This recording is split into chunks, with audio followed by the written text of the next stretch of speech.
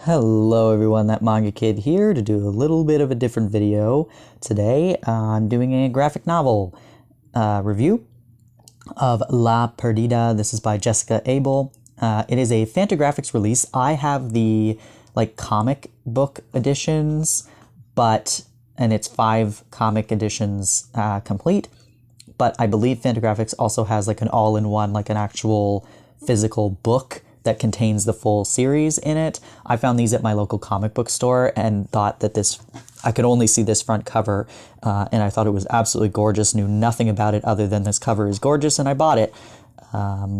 So I went into it completely without any knowledge of what this was at all, or even that it was a Fantagraphics books release, until I opened it up and saw that on the back. And then I looked it up and I saw on the internet and I saw that there was actually a book compiling all of the full story.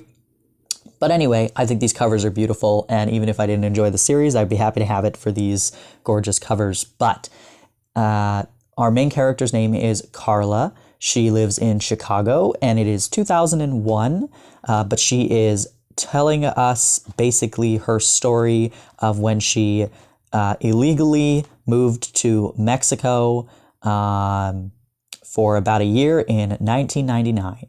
So she's going over her time in Mexico and what happened to her, and how she kind of, messed things up for herself for a while there. And yeah, so she is a Mexican-American who doesn't speak any Spanish and has never been to Mexico. Her father's Mexican, her mother's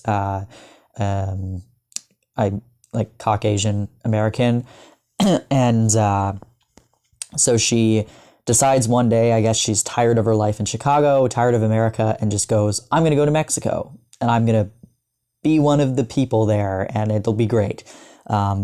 She ends up, she goes to stay with an ex-boyfriend of hers, who's an American who's moved to Mexico to, I think he's a reporter or something.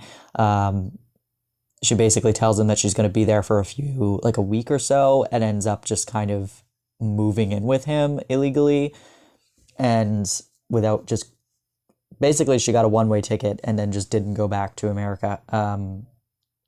And yeah, I really went into this with no expectations or knowledge of anything, and it took a wild turn that I was not expecting. I'm not going to spoil it, but it definitely wasn't a quiet kind of slice of life series I was expecting it to be. I'll just put it that way.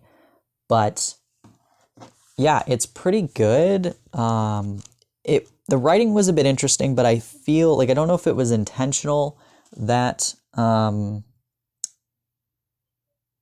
it didn't feel super well written to me, but that also is maybe because of the fact that it's written from Carla's perspective, and she is not a very nice person. She is also doesn't seem to be a very smart person. She makes very poor choices and doesn't seem to really take responsibility for her actions or understand that she is the problem, or that she is causing problems for people, or, whatever. There's a lot of dialogue. As you can see, this page is covered in dialogue. There's a lot of political stuff in this as well. Talks a lot about, American immigrants and the poorer class versus the upper class folks. And yeah, it went a lot into that, and that was interesting, especially from her perspective, as they see her as this rich American, even though she is half Mexican, but she's never lived or been to Mexico before. So the Mexican people see her as this outsider, because she grew up in a different culture, but she's trying desperately to fit in with them and be one of them, without fully understanding why they see her as different, and why they kind of hold a grudge against her for that.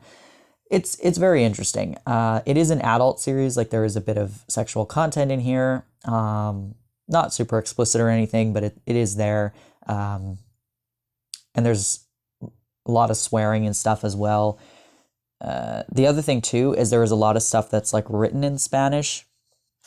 Here's an example. Like the whole bubble there is in Spanish, and then it's like translated down here, which is a bit confusing to read because you look at it and some of it will be like there will be a whole bubble in Spanish, but then the other person is speaking English, but then sometimes you have to go down and read the translation, but it's just all listed, so sometimes you can't tell who is saying what.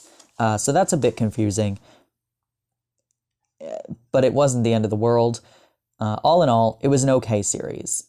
I was interested enough that I bought it based on the covers. I will keep this. I think this is a nice little release, these little single editions. I'm not sure the quality of the all-in-one book edition of this, but it was an interesting read for sure. I don't know if I do reread this, it will be several years from now when I've completely forgotten this whole story and I feel like picking it up again, but I'm not really itching to read it again. Anytime soon at least. But yeah, it was a fun little adventure and a random buy from a local comic book shop. So yeah, if you've read this, I'd love to hear your thoughts on it. I know nothing about this author, Jessica Abel, either, so if you've read anything else by her, I'd love to hear your thoughts. If there is anything else by her, I'm not sure. But yeah, thanks for watching.